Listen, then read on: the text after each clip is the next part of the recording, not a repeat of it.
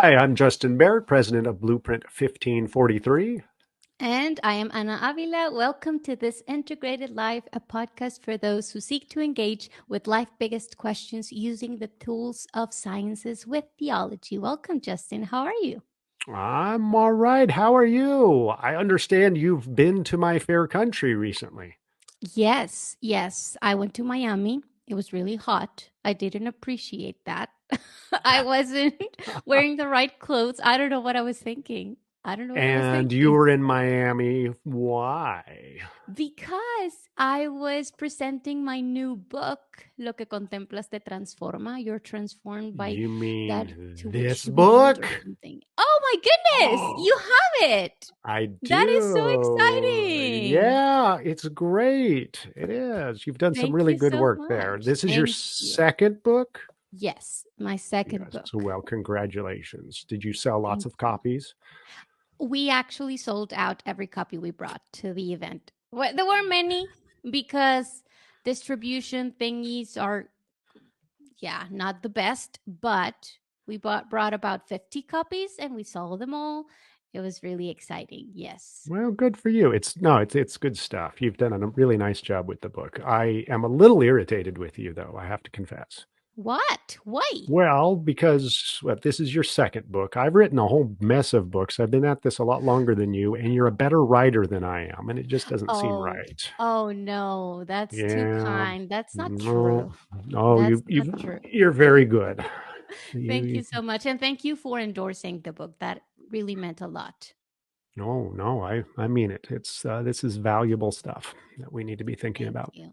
And you helped me So, through it because I had troubles with like there's a lot you can say. I mean, the book's about how technology affects our spiritual growth. There's a lot you can say and a lot of mhm. science behind it, but I didn't want to make it dry and boring and just have a ton of numbers and statistics. But you helped me be precise with the science stuff without getting into too many details. And yeah, so thank you so much. No problem. Happy to help. Well, I wanted to talk about integration again because a few episodes ago you told us about your story with being a Christian who's a scientist and how you didn't felt the need to separate or didn't experience much conflict between your science and your theology, at least after the initial, oh, I can be a scientist, I don't need to be a missionary to do God's work type of thing. So if you guys are interested, you can listen to that previous episode.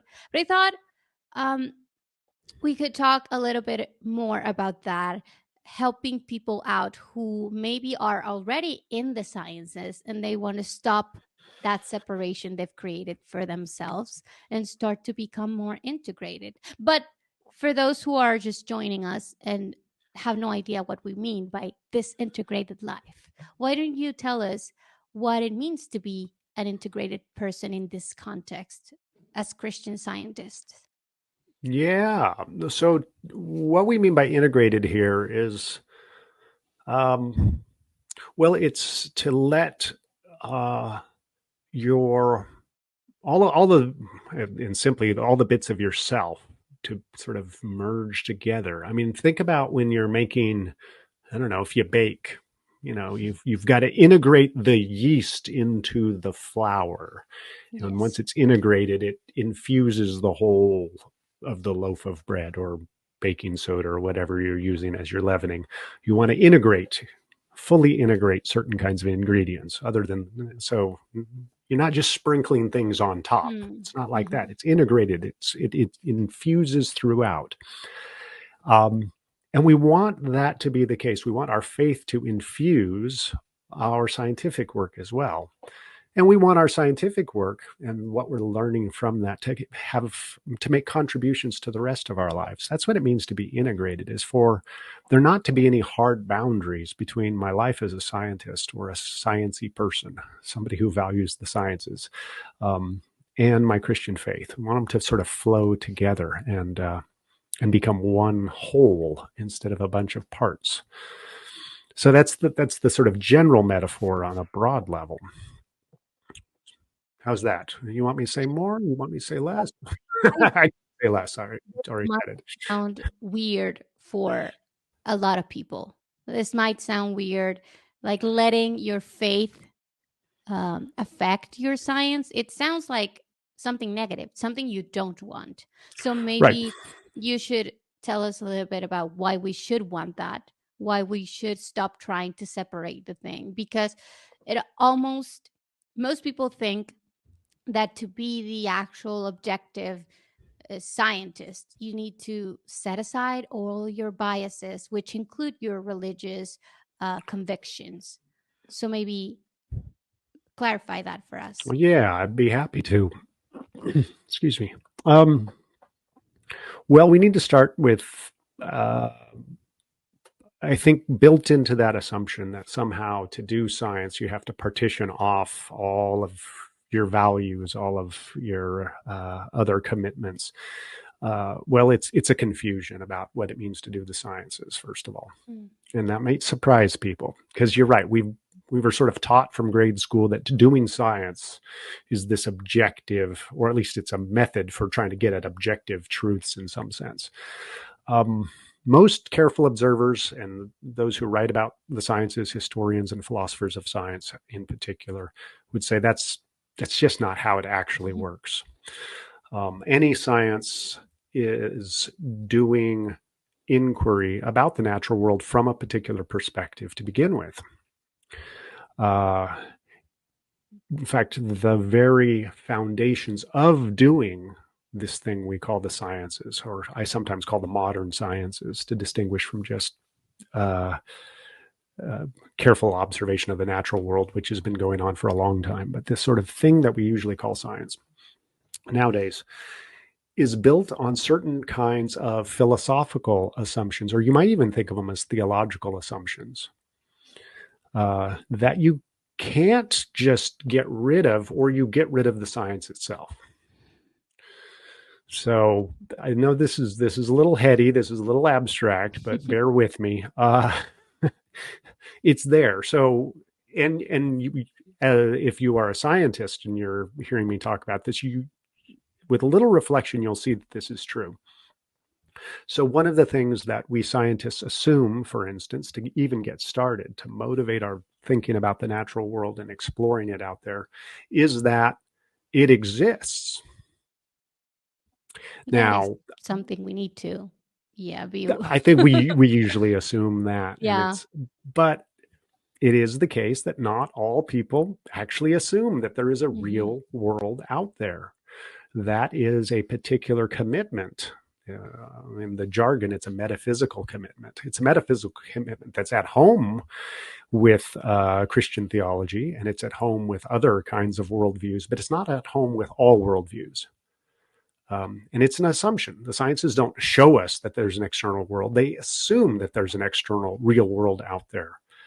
And they also assume that it tends to be orderly, that it is law-like in structure in some ways, that it's predictable, that it's knowable, that it's discernible, right? There could be an external world that we just can't figure out because it's just too chaotic. Well, we assume that it isn't, and then that gives us grounds for going ahead and starting to explore that alleged structure. You might be thinking, yeah, but then you see the structure. I'm like, well, you see the structure, true. You see evidence that supports your assumption, get going, but you still are assuming things like that past experiments, for instance, or past observations actually bear on the present. Mm. Well, on what basis do you assume that?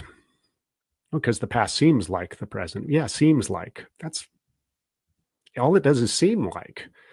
If you're remembering things correctly, and maybe the deep past isn't like the present. So some worldviews, for instance, have this cyclical or um, uh, I don't know what quite the right term is, but this view that there are different ages Hmm. of the world and things radically change from one to another.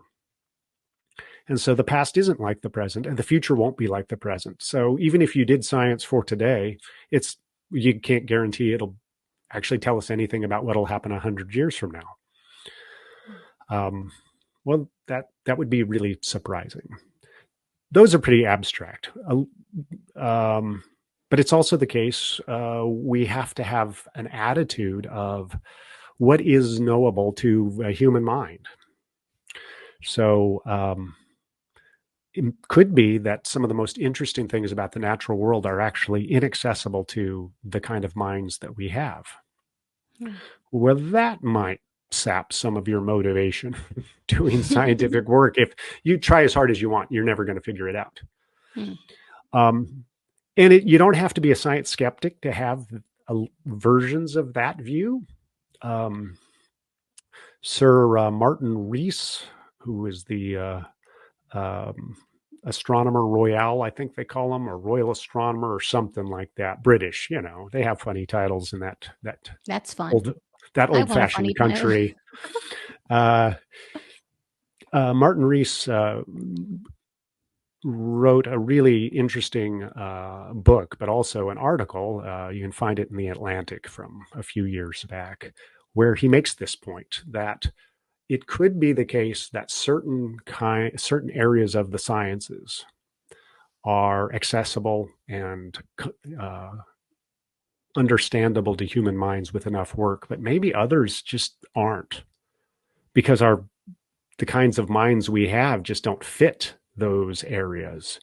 And he makes some really interesting observations about the patchiness of scientific discovery and scientific knowledge, that we've had these huge breakthroughs in understanding things like the formation of galaxies and maybe the history of the cosmos over the last 100 years. There's just been these revolutionary kind of changes and amazing insights in the fields he works in. But then he notes that, and yet we still can't come up with a cure for the common cold. Why? Something that's so much more sort of immediate and important.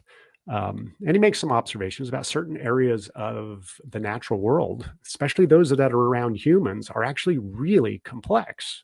There's so many. And so even if we can make some progress in those areas, it may be that really satisfyingly deep accounts of that are always going to be inaccessible to us, because our brains wouldn't be able to comprehend them, because they would be too complicated. So even if they exist, explanations of this scientific sort exist in these spaces, maybe they're just too hard for us to think about. And human natural intelligence just isn't up to the challenge. Well, I was a professional scientist at the top of, his field and the top of his nation's scientific sort of endeavor, offering those kinds of suggestions. So saying that, making the assumption that the world is knowable to minds like ours is an assumption. It's not even an assumption that all scientists feel totally comfortable with once they start doing the sciences. In fact, it can sometimes start sapping their confidence in that. But a minimum base level, hey, we need to at least trust our minds to figure this out enough, to be sort of truth aimed enough, to be able to comprehend that order out there in the world. That's an assumption that we make. Then those are kind of conceptual issues, but then there are also more, so you might think of them as motivational kinds of issues. Like, well, why should I even bother doing the sciences in the first place? What gets me out of bed and saying, yeah, you know what? I want to be a scientist, and I want to keep being a scientist. I want to keep doing the work. What is it that I value about that? I said that value word, right? Because, well, those values are not coming from the sciences. They're coming from somewhere else. So there are lots of ways in which our values impact whether we do the sciences at all, how we're going to go about it, our motivations. You might think of the topics that we select. We can get into some of those details a little bit more, but I'm just trying to warm you up to the idea that doing science at all isn't value free. It's not value neutral. It's coming from a particular perspective, particular views of the world, and certain kinds of views about even yourself as a scientist and what you ought to be doing with your life. Because it's a big investment to do scientific kind of work. Um, Happy to dig into any of those points a little bit more fine grained or not, if that sounds boring Yeah, and that is tedious. really no.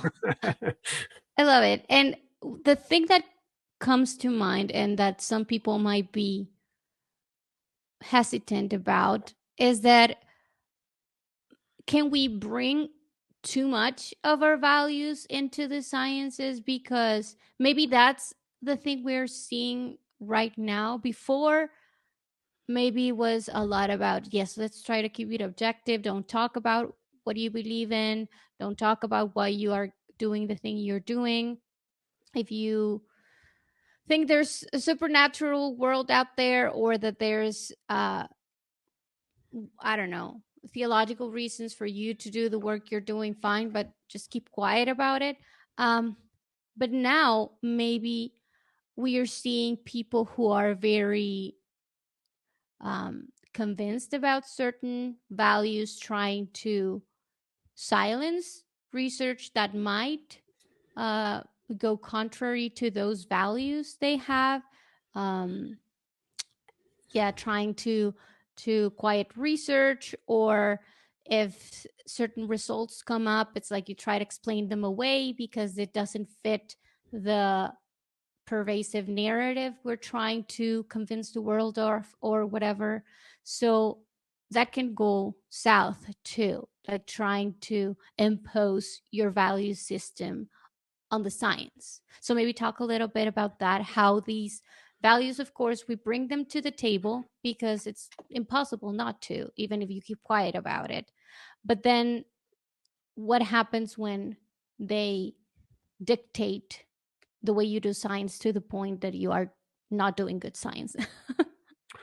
yeah, well, that's okay, good. I mean, that was fairly abstract, but I know you're trying to be Yeah, I'm delicate trying here. not to name names. And I appreciate that. For those who are not aware of how she's being delicate, don't worry, I'm not going to let any cats out of the bag. But part of what's been called the replication crisis in the Mm, sciences, especially the medical sciences and the psychological sciences, um, has been in part due to uh, publishing biases. mm, Certain high reputation scientific journals have shown that, and this is not surprising, right? It's they're run by human beings after all, uh, but have shown certain kinds of biases in terms of what kinds of articles that get published, what counts as enough evidence for mm, particular claims in some domains versus others is different, depending on whether it supports a common narrative, a popular viewpoint, something that the editorial board feels okay with versus something that they know is going to get them negative attention. There are all kinds of dynamics that are not strictly speaking scientific. Uh, those judgment calls, as you say, really are unavoidable on a certain level, right? We can't avoid that.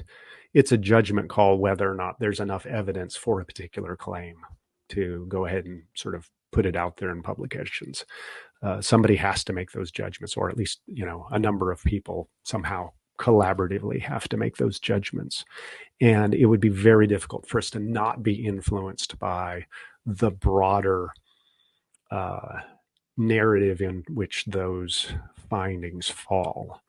Uh, I Again, without naming names, I have a colleague, to give a concrete example. I have a colleague who shared with me some of his challenges in publishing a particular piece of work that looked a little bit too anti-atheist mm, in the findings, because he was finding that there was at least some, probably very small, but a slight association between being um, on the autism spectrum and being an atheist. Okay, so people on the autism spectrum showed a little bit more evidence that they might be, they may be more likely to be atheists. Now, it's not entirely clear where that literature has settled, but that was the basic finding. And the studies that he did were pretty sound, and they were the kind of thing that you would think, yeah, this should get published. And he had great difficulty publishing these because he was accused of being sort of too anti-atheist in these. He's an atheist. But at the same time, he was doing research showing that people who are more inclined to think analytically, and sort of check their impulses and sort of step back and really reason through things, are actually slightly more likely to be atheists as well. Well, that had no problem getting published. So it was really interesting because at the same time, because that was pro-atheist. And so you're like, this stuff happens. And it is a difficult challenge. So you might think that the solution to these kinds of things is, okay, people, dial back those values as much as you can. Just lay out the facts. And I think, but notice something, that's a value. The value being suggested is a sort of a value of follow the evidence wherever it leads, even if it leads someplace that's uncomfortable for you. That's a value in and of itself. So it's not that you're eliminating all values. It's that you're saying this value is higher. Takes priority over other values, like only pursue the stuff that supports your worldview, or offending people, or avoid research that offends people, or whatever it is. If this superordinate value should be, no, pursue the truth in these in our inquiry as best we can. So the answer to this, to the values issue, isn't eliminate values. You can't do that. It's to sort of be more thoughtful about what values you're bringing to the scientific study and how to prioritize those, especially in terms of doing the basic research and deciding what it is that you're going to work on. It's perfectly okay to have sort of an agenda. Everybody's got an agenda. Because your agenda might be, I want to cure cancer. Oh, you've got an agenda. We can't trust your science. That doesn't make sense, right? That's just silly talk. Your agenda might be, I really need to get 5 more publications so I can get that tenure track, that tenured position, or whatever. Okay, that may be your agenda. And so I'm going to study stuff that I know leads to easy publications. Again, there are values driving that scientific work. That's unavoidable. So the issue is, how can we be thoughtful about what those values are and then sort of elevate the right ones? Now, there's just going to be fights over what are the right ones. People are going to disagree on this, but I think that's okay. I think for those of us who are Christians, there's good news in this, because I think there is a proper motivation in here that aligns nicely with at least the general consensus among sort of people who think about what the sciences ought to be. And that is, well, we should be truth aimed. We should really be very interested in pursuing the truth wherever it goes, because this is our Father's world, as the old song goes. And he reveals himself through, his fingerprints are on creation. And so as we discover what really is out there in the natural world, we're discovering things about his values, his desires, his purposes. And so we can feel very confident in pursuing the sciences and just following the evidence, and not being too worried about things like, oh no, but this evidence looks uncomfortable for this particular kind of religious belief or this particular kind of value that we might have. And we're like, well, then we've got something wrong and we need to be corrected in that. But we don't self-censor the evidence, in a sense, because it's uncomfortable to us. Well, that's not being honest. That's not having high integrity. In its extreme forms, it's bearing false witness. And so we have motivation to avoid those kinds of things and, let the data lead. So that would be one of our values, is let the data lead, because we're subject to that. We know we are fallible knowers. We know we have, call them sinful biases. We certainly have brokenness that we need methods for overcoming. At least, I mean, that's what I would argue on that front. Now, I know there are some people who are like, yeah, but don't we also say there are more authoritative kinds of forms of revelation like scripture? Mm. And sure.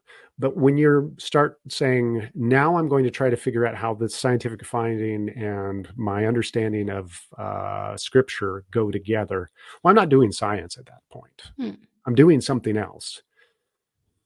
And so, just as we Christians might feel uncomfortable with certain scientists pretending they're doing science when really they're doing bad theology, well, we shouldn't do it either. Mm. Um, when we slip into that mode, we should be honest. No, I'm a thinker now who is science informed, but that's not the science per se. Um, uh, there's, if that makes sense. Did that make sense? It does. I think that's really good, a good point. Because the fact that we're integrated doesn't mean we don't distinguish between a scientific way of thinking, using that scientific method to try to answer a question, and some more theological, philosophical process of trying to come up with an answer to something different.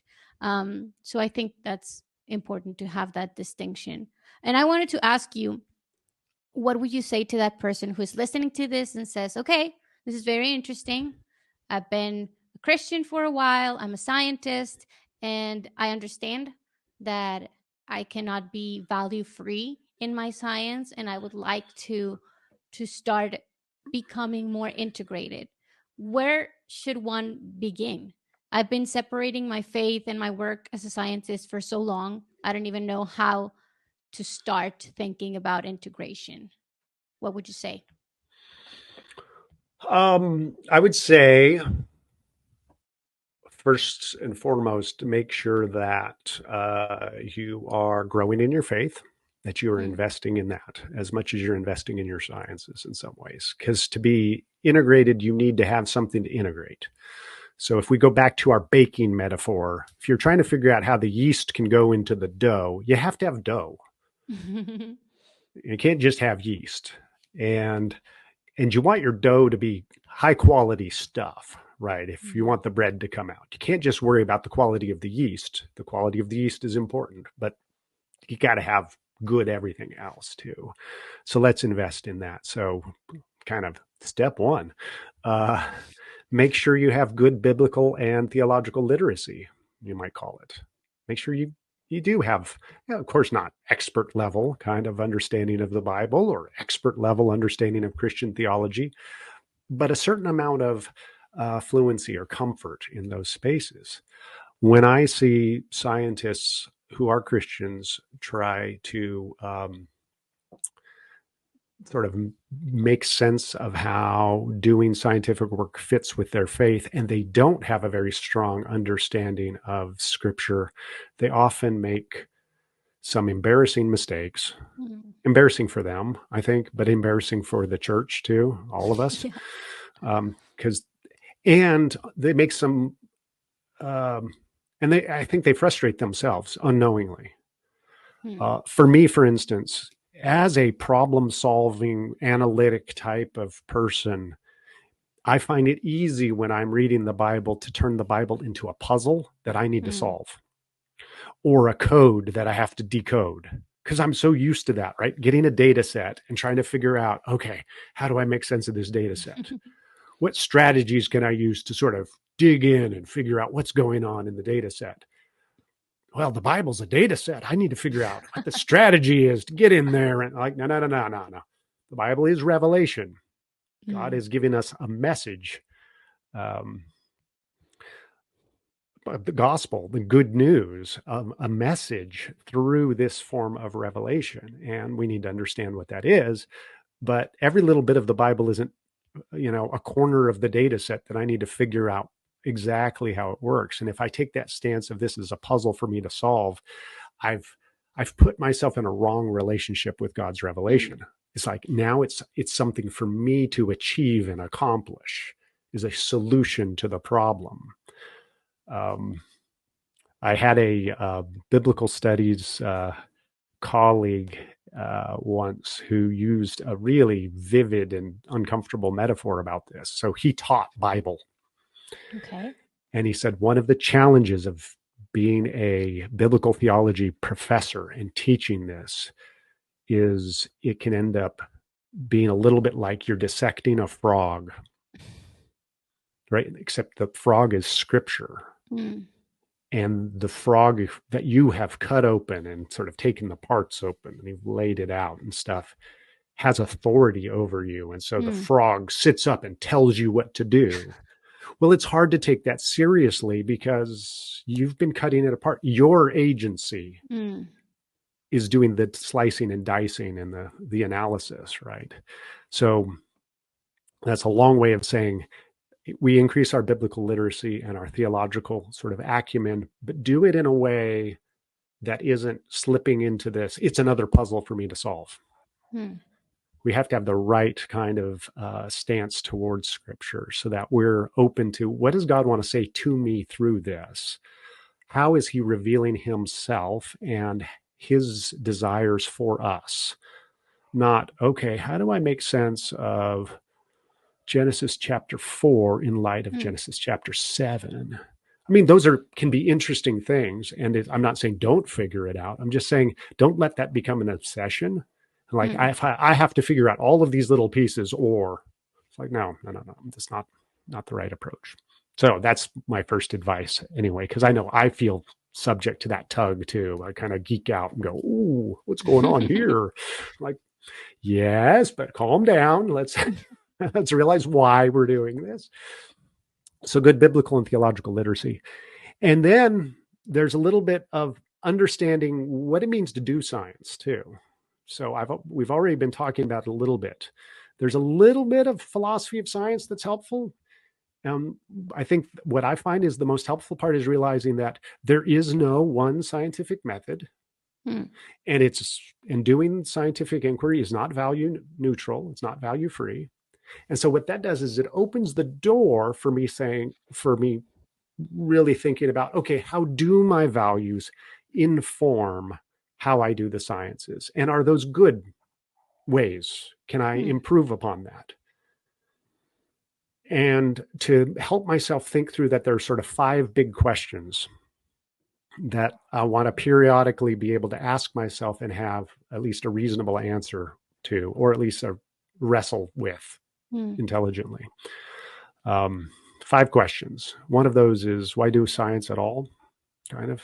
How does my faith inform doing any kind of scientific inquiry? How does it motivate that kind of intellectual process? Because all of us could be doing something else, if we're honest about it. We don't, strictly speaking, need to do modern science. Gasp. It's a relatively recent invention. People lived for thousands of years without it. Strictly speaking, we don't need it. I mean, we're happy we have it. Yeah. Yes. So, but because we don't need it, we don't need to do scientific work. And because it takes a big investment of those of us who are scientists, but also of our cultures around it. It takes a lot of support, often a lot of government money and other kinds of private funding and so forth to support the sciences. It's a big cultural investment. So we want good grounds for why are we doing the sciences in the first place? And in what ways does my Christian worldview give me that good foundation for doing the sciences? So that's the first question, is how does my faith provide a good foundation for doing the sciences at all? That's the first question I'm going to ask myself and wrestle with. And I have thoughts on that, but I'm just going to go through the 5 real quick. So you've got the 5. We can do an episode per question, I think. We probably could. But yeah, the first one is okay, how does my Christian faith inform just doing science at all? That's one way to put the question. How does it motivate it? Does it provide a proper philosophical foundation? How does my Christian faith motivate doing any kind of scientific work? Second question, how does my faith motivate the particular topics I'm selecting? Right? Because even once I've decided, you know what? Sciences are a really good thing that I, as a Christian, could be doing for various reasons. There's good grounds, there's good motivation. Yes. Okay. What about this particular topic? Why'd you pick this topic? How should my faith motivate the topics I select? Are there, and give yourself plenty of latitude on this. I don't think it's the case that there are some topics that are just, oh, those are the Christian topics to study, and these others, they're not so Christian. There are probably a very broad range of topics. Now, I do suspect some are going to be more natural fit with our Christian worldview than others. Yeah. They're going to spring out of our faith more enthusiastically than others, for lots of different reasons. So I think, being flexible with that is good, but I do think we should ask ourselves the question. I think it's too easy for us to think, okay, once I've come to grips with it's okay for a Christian to be a scientist, then it's okay for me as a Christian, and even good for me as a Christian, to study any area of science in the sciences, and it doesn't really matter. Like, well, that could be the case, but you need to at least think through, I think, periodically, at least I like to think through periodically, why this topic? Why am I investing here? Yeah. Is that the kingdom work, or the part of God's kingdom work that I've been invited by God into? That's why I'm doing it. Or am I doing it for some other reason? Maybe an unexamined reason that I really ought to take a look at. Is it because it just seems like this would be professionally advantageous? That may be a good reason, but you need to decide if it's good reason. Is it because it's in vogue right now, and so it's just sort of the path of least resistance? That may be fine, depending on your situation. But why? Why this topic? I think a quick footnote on this. I know I said I wasn't going to unpack all of these, but one that's hard for me to resist is that we've got a tendency in the sciences, especially in the academy. So, I mean, in university settings, not in sort of research labs and tech companies, but in universities, we often tell ourselves that seeking any kind of discovery, any truth, is valuable in and of itself. And as a Christian, we might Christianize that by saying all truth is God's truth. So pursuing any truth is perfectly good. And I want to challenge us to think a little harder about that and question that assumption, because I don't think that's a Christian assumption, frankly. I think we do think some truths are the sort of thing that we ought to be pursuing, and others really don't matter so much. They're not as worthy of our attention. But that I'll tease that. So first question was, how does my Christian faith motivate me to do sciences at all? Second question that I should reflect on is, how does my Christian faith motivate or inform the particular topics that I'm selecting as research topics? Third question, how does my Christian faith motivate my methodology? And here you might think, well, the methods of the sciences are pretty clear cut. You just do them. This is what you do when you study this topic. Well, once you get into it, you realize now there are a lot of choices to be made. And on what values am I making those choices? Those are worth reflecting on. It may be an easy answer. Like, no, these are really the best methods here. But especially those of us who work in the human sciences, or some of them, or animal sciences, or more complex things, not only are there lots of ethical issues that we should be reflecting on in terms of our methods, but also what kinds of assumptions lie behind the methods that we've chosen. And do those have a good, strong kind of grounding in our Christian faith too? So I do think about the methods. Am I treating as a human scientist, do I treat my human subjects the way I ought to, as image bearers with a certain amount of dignity in and of themselves, or are they data points for me? What's my mindset when I go into that engagement with human subjects? Or if, again, animals, plants, whatever you study, We ought to be thoughtful about that. So, how does my Christian faith inform my methods? And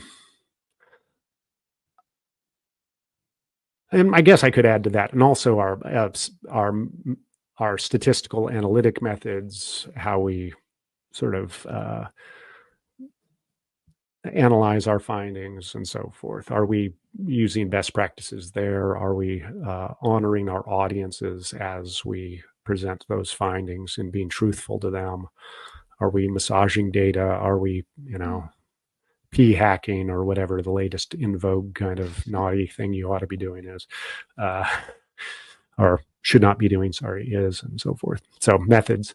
Fourth, so first was, how does your Christian faith inform doing science at all? Second, this particular topic. Third, your methods. Fourth, your interpretation of findings. How does my Christian faith inform how I'm interpreting my findings? Because, and this is the so what and who cares, right? So most scientific research at some point, even big, government grants and so forth, you need to engage the public with, here's what we found and why we're thanking you for your tax dollars for supporting this research. Here's why it matters. Well, here's why it matters is a valued statement, right? None of that is obvious. This is really where worldviews matter. Even for things that most of us would agree is a good thing, like, okay, we've studied, I don't know, how telomeres are related to aging and dying. And so we know more now about what leads to death. And so maybe there's more opportunity here to give people longer lives. Okay, you're assuming that giving people longer lives is a good thing. I might agree with that in general, but I'm also going to, put a little asterisk by relative to what, and what are the trade-offs, and whose lives? Just some people's lives should go on longer and longer and longer, and how much should we be investing in that versus living good lives, full lives, thriving lives? I might rather live a really good full life to 90 than a pretty pathetic life to 120. We need to have those conversations publicly. And when we scientists interpret our findings pretending that values don't matter, what we usually are doing actually is just assuming some pretty thin values that we think everybody is going to be okay enough with that they don't challenge us. And it sort of cheapens our public discourse around the sciences sometimes. So I think we need to be very careful about that and thoughtful about, why am I doing what I'm doing? Okay. And now on the back end, now that I've found what I found, so what and who cares? I kind of owe it to the public to at least be able to answer that. And being thoughtful about how my worldview, my Christian worldview, is motivating that interpretation is valuable to that discussion. So that's the fourth, is how does my Christian faith inform the interpretation of my results? And the fifth question I like to ask myself is, how does my Christian faith inform how I treat my colleagues? Doing scientific inquiry is not a solo activity, no matter what the textbooks say, right? We're not all just, Mendel and his pea pods working in our garden all by ourselves. Most of us at most times are working on teams. We're in lab groups. And even if we're not doing that, we peer review each other's research reports. We serve on review committees for grants. We critique and respond to each other's papers in public, in print. It's a very social enterprise, the sciences are. Okay, the science is very social. And so because they're social, I need to be thinking about, how do I treat my colleagues in these fields? Am I treating them like enemies that I need to defeat? Is that my mindset? And if it is that the right Christian mindset in this space? Maybe not. Am I recognizing that my colleagues are full three-dimensional people with lives outside of the lab? And am I sort of properly honoring that they too are made in God's image and they've got a certain amount of dignity? And am I reflecting that as well as I could in my interactions with them? That's a constant kind of struggle, because it's easy to sort of distance ourselves from our colleagues in some ways. Am I reading them as charitably as I can, but fairly? Because I don't want to just be kind of, they made lots of mistakes, but what a nice guy. That's not what I'm saying. It's like, because that's not honoring them on a certain point either. Right. That's almost patronizing in a way, sort of talking down to them. It's like, no, we respect each other by taking their ideas very seriously, not being unduly cynical or unfairly critical, but also not just sort of, oh yeah, it's great, whatever you do is great. That's trivializing, right? And infantilizing them as well. So we need to strike those balances. Those are some of the things that I try to think about in terms of, okay, how does my Christian faith motivate how I treat my colleagues? So those are my 5 big questions. You can think of lots of sub-questions under those, but the 5 big questions, just a quick recap, are: how does my Christian faith inform doing science at all? That's number 1. Number 2, how does my Christian faith inform the particular topics I select? How does my Christian faith inform or impact my methods? Both my research methods, my statistical methods, all that stuff. 4th, how does my Christian faith impact my interpretation of findings and presentation of those findings? Okay, especially to the general public, but also to my colleagues. And 5th, how do I treat my colleagues? How does my Christian faith inform how I think about and relate to my colleagues? Those are at least 5 questions that I think about in terms of how my Christian faith informs the way that I do the sciences. So that's a big part of my integration strategy is that side of things. Now there's a whole nother side of things, which is then how do my sciences inform how I sort of relate to God and sort of think about him and draw me into worship. But that becomes much more personal and idiosyncratic, I think, in some ways. So at least those are my 5. What would you say to somebody who responds to this by saying, well, duh, Justin, pursuing truth and not lying is obviously important. Of course, we need to be kind to our colleagues. Of course, we shouldn't abuse our subjects. This is very obvious. I don't need to be a Christian. I don't need to think through my worldview to do this. Like, I mean, I understand there's values in science, but we all know which are the good values.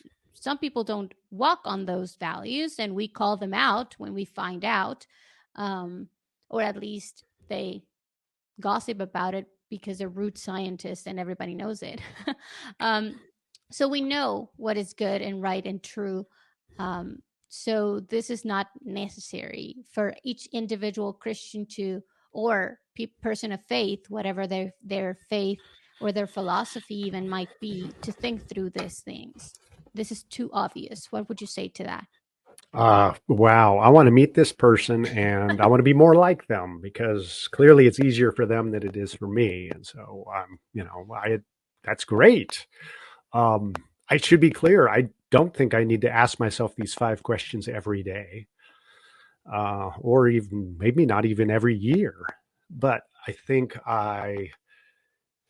and hopefully, that's my way of saying, hopefully over time, we do develop habits of thought and of values that just become so part of ourselves that we don't have to think through these things very carefully. That we do treat our colleagues really well. We do treat our research subjects really well. And so I don't have to carefully think through these things very much anymore. That's great if you can get to that point. I suspect most people actually don't ever think about them, frankly. Or if we do, we have, I think, failed to appreciate that even within some basic parameters that maybe are kind of no duh, be ethical, there's a lot of wiggle room. Be kind. Okay, well, what does that mean? Be kind. especially when we're thinking about, I think the two of these questions, let's say question number one, I think for most Christians and probably other theists like Jews and Muslims who believe in a creator God who created and sustains the world so that it's regular, law-like, and so forth, who made us in God's image in some important respect, such that we have the kind of capacities to understand the order in the world and that our minds are truth aimed. I mean, for those of us, yeah, it's easy to get off the ground with that first question and say, yeah, the sciences are pretty good and we can be comfortable there. So I don't need to keep asking myself that one. But question two and question four, what topics am I studying and what's my interpretation? Oh, we've got to revisit those over and over again because it's easy to get lazy in our thinking on those.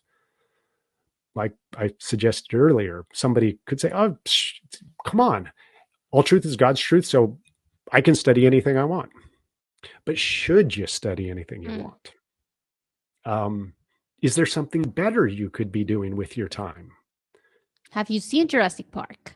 Have you seen Jurassic Park? Just because we could doesn't mean we should, right? And that is kind of the point. There's plenty of stuff we could be studying. Is it worth studying? Is it worth you studying? You don't have to speak for everybody. I don't think most people understand that things we call duh were really not duh for the majority of world's history or even science history. I mean, what we were doing to people, like scientists were doing to people in the 20th century, in the 19th century, we'd be horrified by it today. So for us, it might be duh, but it took some people to actually think about these things and say, okay, this is good, this is not good, and come up with rules for us to follow to actually get to the point to which we call these things duh. And we also don't think about where these notions of good and right and true come from. We just take them for granted and we don't check if they are compatible with our worldview in general. So, yeah. Yeah, nicely said. And at least when I think about the various sciences, scientific areas, while there may be some sort of duh, this was obvious, or this question is easy for a particular science, usually those mean there's a harder one somewhere else. So I think for the human and animal sciences, how our worldview should inform proper treatment of animal or human research subjects. Well, that's kind of a big deal because, in medical sciences, this is true too.